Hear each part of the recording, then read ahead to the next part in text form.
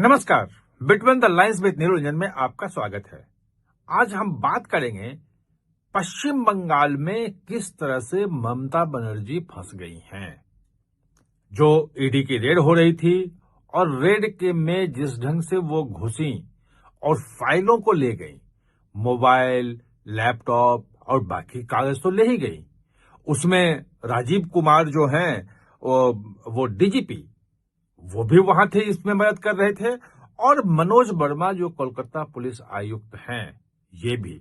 और जो supreme court में ईडी ने जो याचिका दाखिल की है, उसमें इन तीनों के खिलाफ अलग अलग दो एफआईआर दर्ज करवाने की गुहार लगाई है और ये कहा है कि इसकी सीबीआई से जांच करवाई जाए।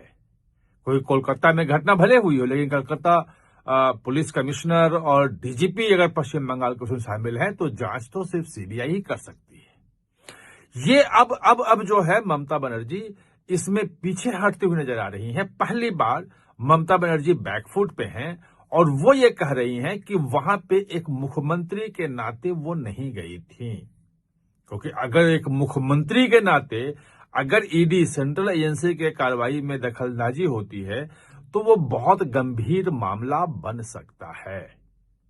ये पूरे सिचुएशन को हम समझेंगे आज, लेकिन उसके पहले आपसे अनुरोध है कि हमारे चैनल को आप सब्सक्राइब कर लीजिएगा, बेल आइकन बटन दबा दीजिएगा ताकि नया वीडियो आपको तत्काल मिल सके। और हाँ, कमेंट जरूर कीजिएगा, क्योंकि आप एक कमेंट से नई जानकारियां भी मिलती हैं और नए पर्सपेक्टिव भी मिलते हैं। तो दरअसल ये है कि जो ईडी ने जो आरोप लगाया है वो बहुत गंभीर है। उसमें दो तरह की चीजें हैं। एक तो कहा है कि साक्ष्यों से छेड़छाड़ हुई है और लूट हुई है, भाई जबरदस्ती लूट लिया गया। उसमें कहा है कि ये दरअसल अवैध घुसपैठ, चोरी, डकैती, ये तमाम चीजें उसमें शामिल है, क्योंकि वहां पे ईडी के छापे चल रहे थे और जेन्युइन छापे थे, ईडी के अधिकारी थे और वहां उनको रोका गया और उनसे जबरदस्ती छीन झपट की गई है। यानी कि एक कानूनी कार्रवाई के बीच में कोलकाता पुलिस कमिश्नर, डीजीपी पश्चिम बंगाल और मुख्यमंत्री ममता बनर्जी तीनों ने हस्तक्षेप किया है। और इसीलिए इसमें दो चीजें हैं। एक तो कि सरकारी कामकाज में बाधा डालने वाला जो कानून है उसके तहत अलग एफआईआर हो, और ये जो दस्तावेज लूटे हैं ये अलग एफआईआर हो, और ये लूटे हुए दस्तावेज जो इलेक्ट्रॉनिक दस्तावेज बाकी हैं वो तत्काल वापस करवाया जाए। ये प्ली है ईडी की सुप्रीम कोर्ट में। अब है क्या कि जो नई बात आ रही है ममता बनर्जी की, जो वो सफाई दे रही हैं, उसको समझने की कोशिश करते हैं। 2 दिन पहले तो बहुत एग्रेसिव थी और हमें भी लग रहा था, मैं भी ये लग रहा था कि ममता बनर्जी इस पे खेल गई हैं कि अब पूरा का पूरा पश्चिम बंगाल में जो सड़क पे जो है वो स्पेस जो सड़क का है स्ट्रीट पे, वो तृणमूल का कब्जा होगा और पूरा सड़क से और सार्वजनिक जगहों से बीजेपी को बाहर कर दिया जाएगा। बीजेपी के लोग अब बाहर निकल नहीं पाएंगे। ये पूरी कोशिश थी और इसलिए लगा कि जिस ढंग से ममता बनर्जी खुद निकली थी प्रदर्शन करने के लिए और उनके सांसदों ने दिल्ली में प्रदर्शन किया था और एक पूरा का पूरा माहौल बनाने की कोशिश हुई थी। कल शुभेंदु अधिकारी जो हैं उनके काफिले पे भी हमला हुआ। खैर उस पे भी डीजीपी से, वहां से पश्चिम बंगाल से एमएचए ने, मतलब केंद्रीय गृह मंत्रालय ने रिपोर्ट मांग ली है। ये तमाम चीजें चल रही है, लेकिन अब पहली बार ममता बनर्जी बैकफुट पर नजर आ रही है। और बैकफुट पे इसलिए क्योंकि जो हस्तक्षेप है ईडी के कामकाज का वो गंभीर मामला है, और जो हाईकोर्ट में सुनवाई नहीं होने दी गई उसके भी साक्ष्य दिए हैं ईडी ने, वो और भी गंभीर है कि वहां हाईकोर्ट में इस ढंग से शोरगुल किया गया कि वहां सुनवाई ही न हो सके। 14 को डेट वहां लगी है, 14 जनवरी को। उस दिन भी कितनी सुनवाई हो पाती है वो देखना पड़ेगा। बाकी सुप्रीम कोर्ट में भी याचिका दाखिल कर दी है ईडी ने, और कैबिनेट जो है वो तृणमूल कांग्रेस ने दाखिल कर दिया कि पहले हमसे सुना जाए, उसके बाद ही कोई फैसला दिया जाए, यानी कि अपना पक्ष भी रखने के लिए कर रहे हैं। तो लड़ाई अब कोर्ट में आ गई है। बैकफुट पे इसलिए है क्योंकि ममता बनर्जी अगर मुख्यमंत्री के रूप में अगर हस्तक्षेप करते हुए आती है केंद्रीय जो है कि एजेंसी के कामकाज में, तो एक गंभीर मामला होगा, एक लॉ एंड ऑर्डर के ब्रेकडाउन की स्थिति होगी कि एजेंसी को, कोई भी सेंट्रल एजेंसी को काम करने से खुद ममता बनर्जी रोक रही हैं। और अगर सुप्रीम कोर्ट उस पे कोई एडवर्स टिप्पणी कर देता है, कोई बड़ा उनके खिलाफ गंभीर टिप्पणी कर देता है, तो चुनाव में, चूंकि अब 2.5 महीने रह गए चुनाव के, मतलब 15 दिन तो बीत ही गए जनवरी के, तो फरवरी और मार्च और 15 दिन, ये अप्रैल में तो इलेक्शन ही है, अप्रैल फर्स्ट वीक में तो वहां इलेक्शन शुरू हो जाएगा, उसके बाद मार्च लास्ट वीक में इलेक्शन शुरू हो जाए वहां पे।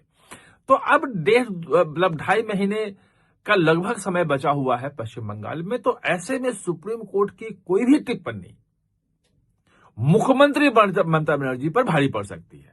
और क्या सुप्रीम कोर्ट कहेगा ये नहीं जानते हैं, क्योंकि ईडी जो है बहुत सख्त रुख अपना लिया है।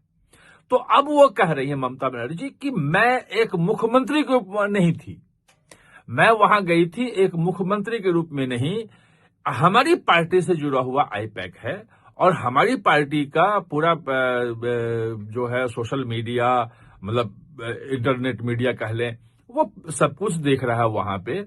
और हमारे पार्टी के रणनीति जो है चुनाव से जुड़े हुए, उसके दस्तावेज थे और वो हम बचाने के लिए वहां गए थे। और जो हमला था अमित शाह पे उस दिन जो बोली थी, अब सवाल यह है कि वो प्ली तो दे रही हैं और पूरा का पूरा तृणमूल कांग्रेस भी समझाने में लगा हुआ है कि नहीं, वो एक तृणमूल कांग्रेस की अध्यक्ष भी हैं और तृणमूल कांग्रेस के चूंकि दस्तावेज वहां चुराए जा रहे थे, मतलब चुराए क्या जाते, लिए जा रहे थे ईडी द्वारा, और ये एक कॉन्स्पिरेसी के तहत था, इसीलिए एक तृणमूल कांग्रेस के अध्यक्ष के रूप में गई थी।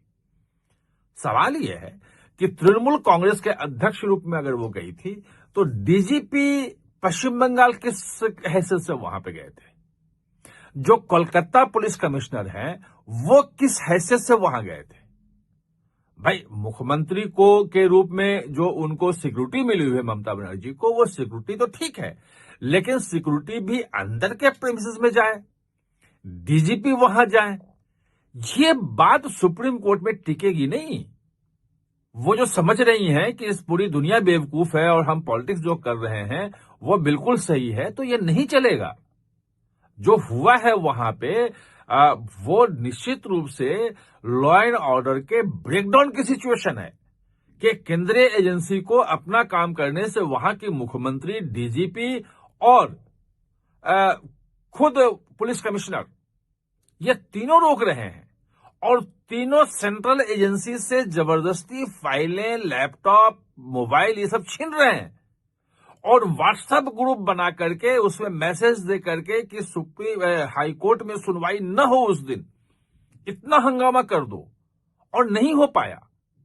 वो जज ने लिखा कि भाई इतना हंगामा है कि मैं सुनवाई नहीं कर सकती हूं, मुझे कुछ सुनाई नहीं दे रहा है। तो ये एक बहुत, और ईडी ने भी कहा है कि वो जो व्हाट्सएप ग्रुप में जो मैसेज गया वो उसके सबूत भी हमारे पास है। तो ये जो किया गया है, वो जो समझ रही थी कि सड़कों पे हम पूरा स्पेस कब्जा कर लेंगे, और जो धमकी दी थी अमित शाह को कि अगर आप होटल में रुके हैं और कोलकाता की सड़क पे घूम रहे हैं तो ये हमारी मर्जी से घूम रहे हैं, हम चाह रहे हैं इसलिए घूम रहे हैं, जिस दिन हम चाहेंगे आप नहीं घूमेंगे। लेकिन उसी कोलकाता में कल भाजपा ने बड़ी रैली निकाली, प्रदर्शन किया, सड़क पे प्रदर्शन किया, आप नहीं रोक पाई। तो अब दरअसल है क्या कि, और ये एक तर्क और उनकी तरफ से आ रहा है, वो बड़ा अजीब सा है कि 2020 का केस है और 6 साल पुराने मामले में कार्रवाई। भाई 2020 में 2009-10 से तो लूट शुरू हुई थी, 11 से 2010 के बाद से 2011 ममता बनर्जी की सरकार आई थी और तब से अनूप मांझी उर्फ लाला जो है उसने शुरू की थी, और हम तो 1900 करोड़ जाए थे। अब जो नए जो आए हैं आंकड़े, उसमें लगभग 2700 करोड़ रुपए की लूट है। ईस्टर्न कोल फील्ड से कोयला चुरा करके बेच के 2700 करोड़ कमाए गए, और उसी में से आ रहा है कि 20 करोड़ आईपैक के खाते में गए। और 2020 में जब कंप्लेंट हुआ तो उसमें सीबीआई ने एफआईआर दर्ज की और उसके बाद ईडी ने दर्ज किया, और लगातार अभिषेक बनर्जी, उनकी साली मेनका गंभीर, उनसे भी समन किया पूछताछ के लिए। वो कोशिश कर रही है, वो तो सुप्रीम कोर्ट में भी गया। सुप्रीम कोर्ट ने कहा कि भाई पूछताछ करने से हम नहीं रोक सकते हैं, हाँ गिरफ्तारी नहीं करेगी, ये है। तो 6 साल पुराना मामला इलेक्शन समय में ले आया है, ऐसा भी नहीं है। उसकी जांच लगातार चल रही है और अभिषेक बनर्जी निशाने पे हैं। अभिषेक बनर्जी की साली के नाम पे बैंकॉक में और लंदन में जो खाते हैं, जहां पे पैसे ट्रांसफर है, वो खाते भी संदेह के और जांच के घेरे में हैं। तो वो भी तर्क नहीं चल पा रहा है। तो कुल मिला के ये है कि ममता बनर्जी इस मामले में बुरी तरह से फंस गई हैं। आप हमारे साथ जुड़े, इसके लिए बहुत बहुत धन्यवाद। और हाँ, चैनल को सब्सक्राइब करना ना भूलें, इसका बेल आइकन दबाएं ताकि नया वीडियो कोई भी आए तो उसका नोटिफिकेशन समय पे आपको मिल जाए।